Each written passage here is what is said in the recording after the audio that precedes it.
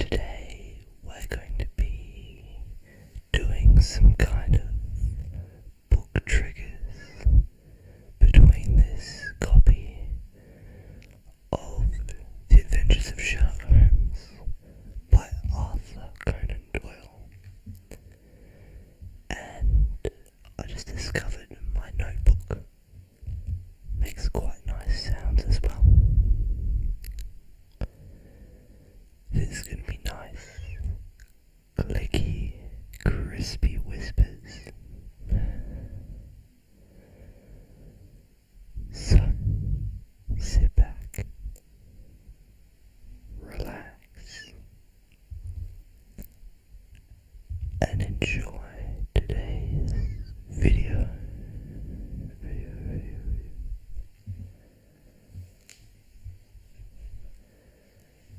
I'll show you a few of my notebook sounds first. So, we've got the cover here.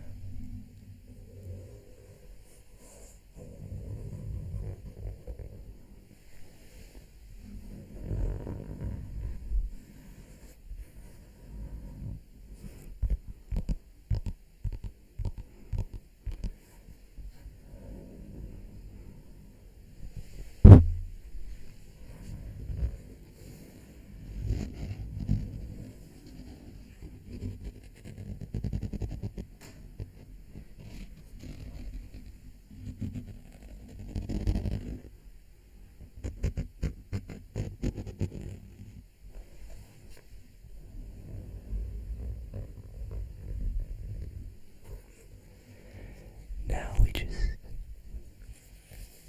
open up the book.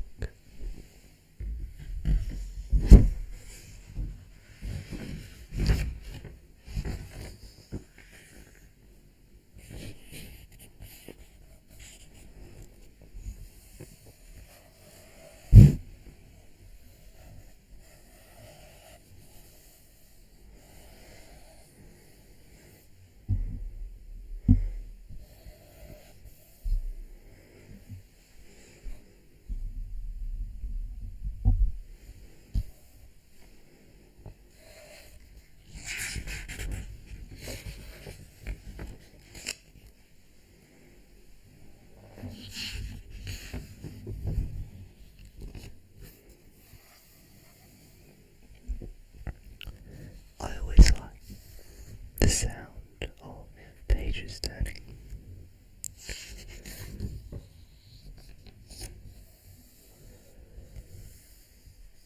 Especially on nice paper.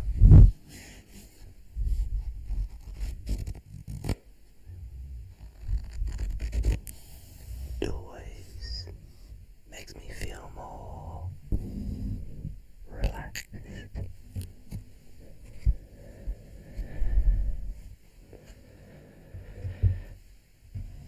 So, let's have a look at this book quickly. This is actually quite an old copy of The Adventures of Sherlock Holmes, written by Sir Arthur Conan Doyle. I do have plans to actually read these stories in future videos. If this is something you would like to see, leave a comment on the video. The more support I get for it, the more likely I'm going to spend time recording myself in these short stories. This contains multiple books. We've got all the adventures of Sherlock Holmes, starting with a scandal in Bohemia.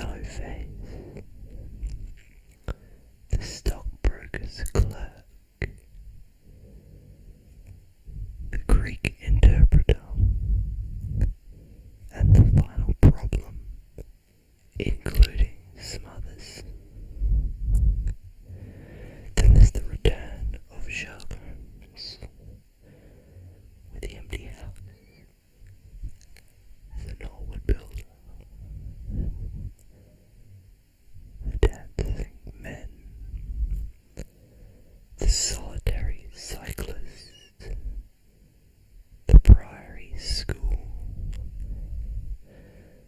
Black Peter, Charles Augustus Milverton, the 6 Napoleons, the 3 students, the golden pince-nez, the missing 3-quarter, the Abbey Grange, and the second stain. After the return of Sherlock Holmes, we have a study in scarlet. But it starts with the adventures of Sherlock Holmes.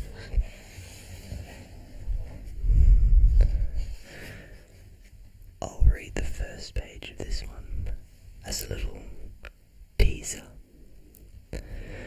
If you want me to change the camera angle when I do the actual reading, comment that as well. So, to Sherlock Holmes, she is always the woman. I have seldom heard him mention her under any other name. In his eyes, she eclipses and predominates the whole of her sex. It was not that he felt any emotion akin to love for Irene Adler. All emotions, and that one particularly, were abhorrent to his cold, precise, but admirably balanced mind. He was, I take it, the most perfect reasoning and admirably balanced mind. He was, I take it, the most perfect reasoning and observing machine the world has seen. But as a lover, he would have placed himself in a false position. He never spoke of the softer passions, save with a jibe and a sneer. They were admirable things for the observer, excellent for drawing the veil from men's motives and actions. But for the trained reasoner to admit such intrusions into his own delicate and finely adjusted temperament was to introduce a distracting factor which might throw a doubt upon all his mental results. Grit in a sensitive instrument, or a crack in one of his own high-power lenses, would not be more disturbing than a strong emotion in nature such as his. And yet there was but one woman to him, and that woman was the late Irene Adler, of dubious and questionable memory. I had seen little of Holmes lately. My marriage had drifted us far away from each other.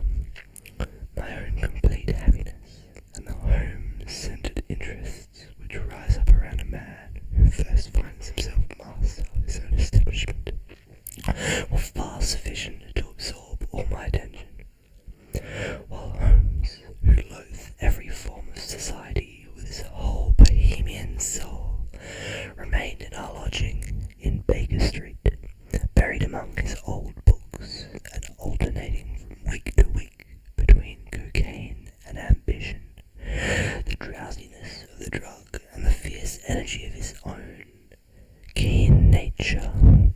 He was still, as ever, deeply attracted by the study of crime, and occupied his immense faculties and extraordinary powers of observation in following out those clues and clearing up those mysteries which had been so abandoned as hopeless by the official police. From time to time, I hear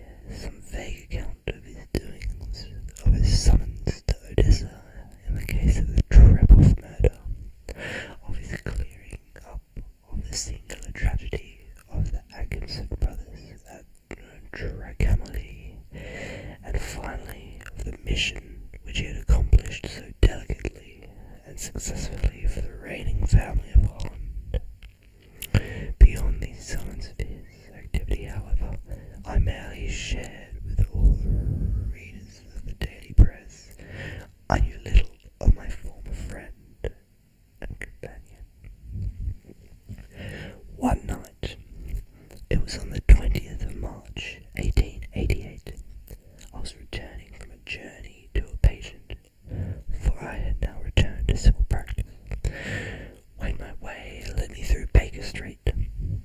As I passed the well-remembered door, which must always be associated in my mind with my wooing, and with the dark incidents of the study in scarlet, I was seized with a keen desire to see Holmes again, and to know he was employing his extraordinary powers. Okay. That was the first page of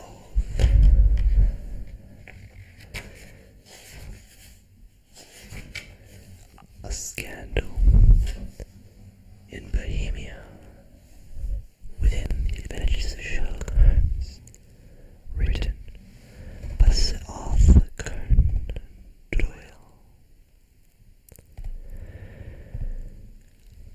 I do really love old books like this,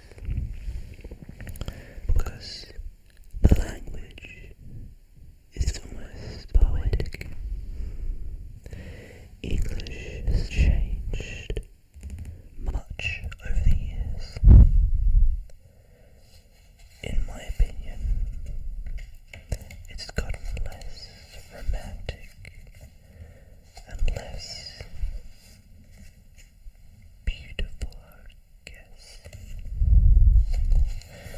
because this book was originally published in 1891. That is over 130 years ago. So, of course, the language is going to be different. Of course, it's going to be more romantic. It was closer to that era. But I still believe the language back then was better. I'm not sure about better objectively or not, but in my opinion, it was better.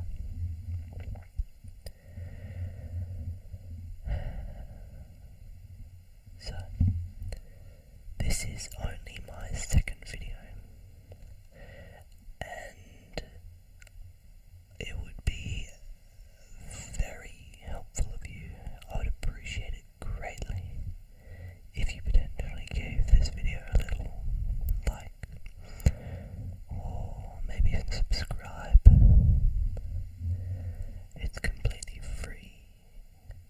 I know your subscribe box gets a bit cluttered up, but it would really help me out to grow this channel. And put in a little comment below this video about what you'd like to see next, or what I should improve about my videos. Would be just as helpful. It really would be.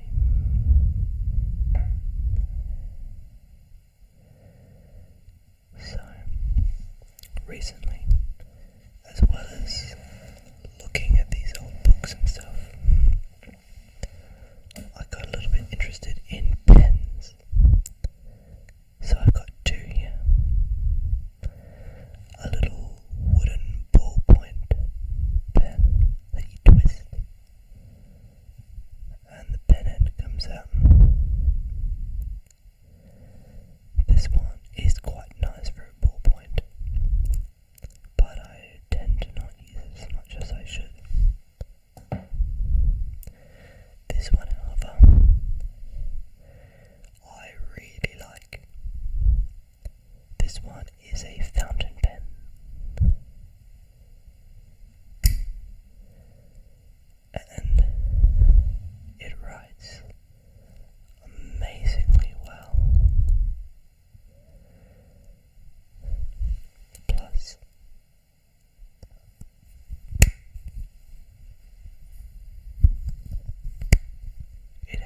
super satisfying clicky sounds.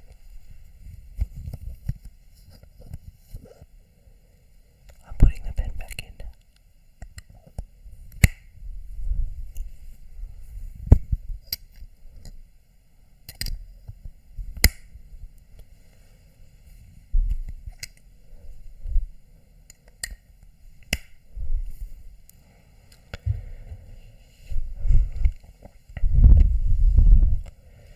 I've been doing a bit of writing in this notebook here that I showed you.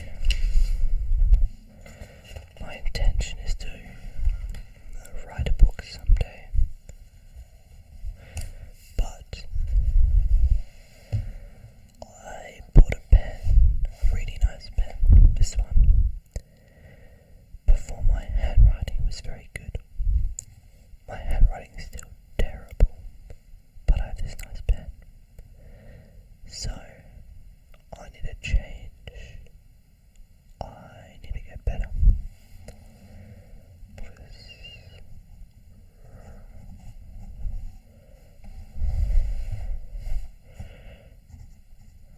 Right now,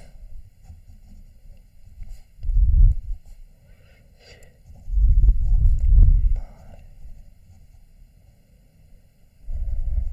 writing and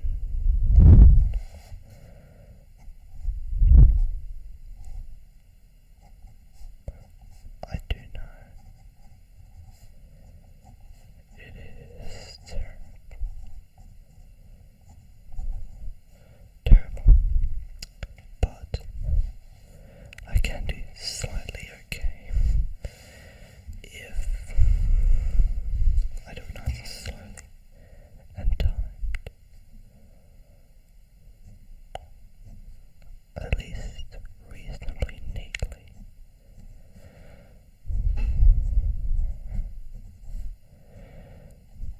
And it's always nice to write with this, especially the sound.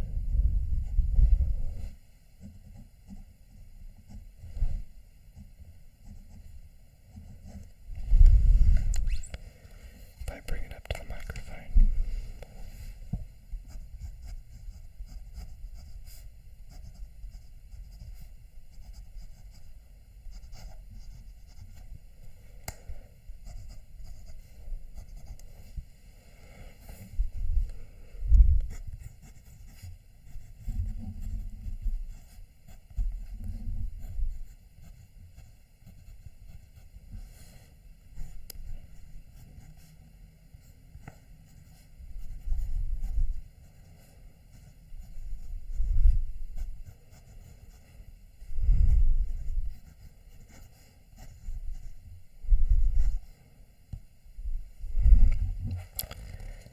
How's that sound? I think it's quite nice. But another great thing about this pen is instead of having to buy new ink refills every time, well, this one right here is a commercial ink refill, but this is the first refill I haven't actually had to replace the ink yet. What you can do is, for a few extra dollars when you buy the pen, it comes in this box.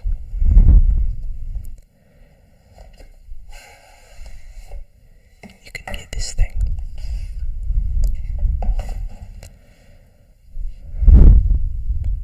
Now this thing, it's an adapter. Well, it's actually called a piston filler. And this, you dip it into a vat of ink, and then you pull, or you pull, twist to pull this piston out. It sucks up the ink,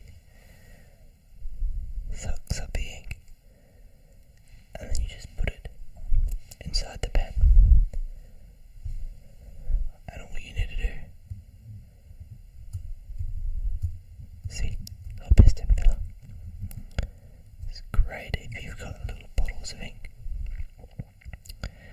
because then you don't have to keep on buying new things all the time.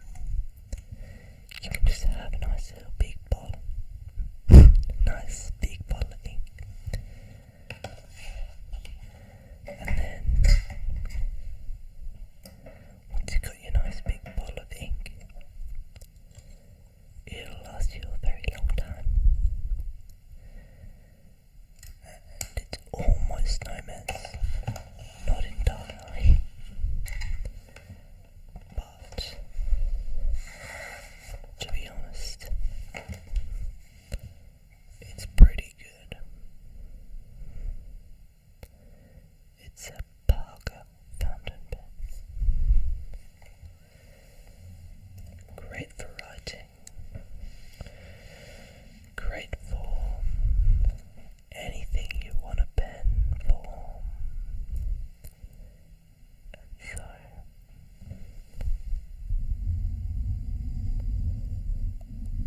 I think we're nearly coming to an end for this video, but I do have one thing that I like to show you.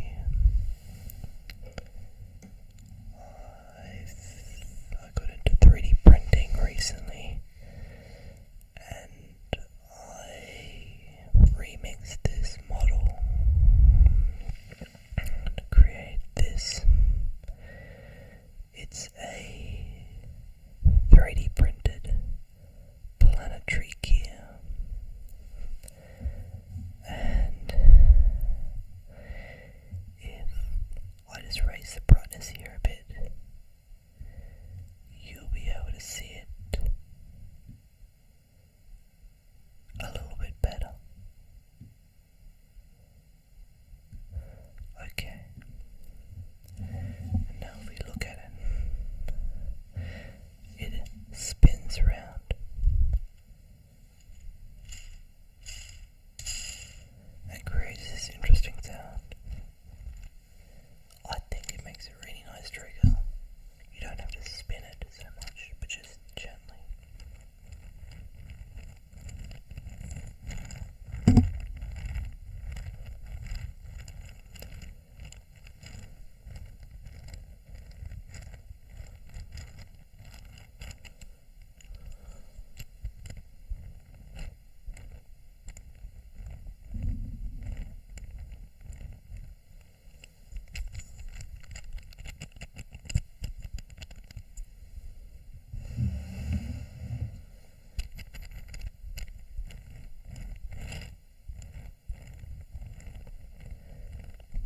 It does have quite a nice little sound.